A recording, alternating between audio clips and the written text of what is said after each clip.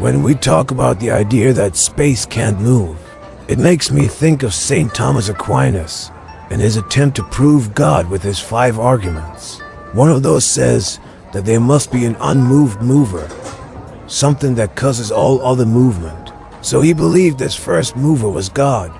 Let's bring that idea into today's language. If you think about it, or even try it yourself right now, you'll see no one can grab a piece of space and move it from here to there. That's just impossible. Yeah, it's unthinkable to try to move space itself. Exactly. You're in your room, and you decide to move your bed. No big deal. Just a little effort and boom, your room looks different. But the space in your room, you're never going to move that.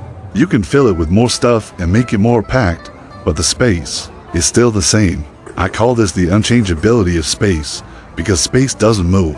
Everything else, from your bed to the solar systems, moves around in it. So I could say, as a comparison, that the universe is one big room. Nice idea. Maybe St. Thomas Aquinas was actually talking about space itself and just called it God. World is all about perception. Back then, people saw the world in a more religious way, so they explained things through religion.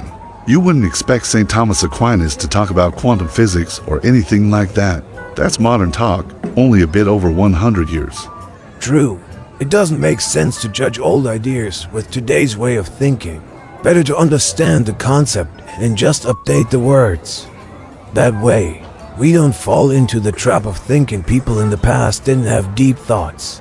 Yeah, I'd say the unmoved mover is space itself. It's pretty clear everything else moves inside it. So, in a way, it's the first cause. You can think of the Big Bang, or let there be light, or whatever. The words don't really matter. Before all that craziness we call life, there was just space. That's wild. So it's like, before anything, there was only the now. Then all these things started moving around, and we started observing it.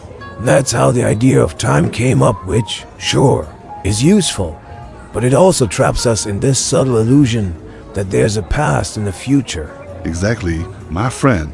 The truth is, there's only ever been the present.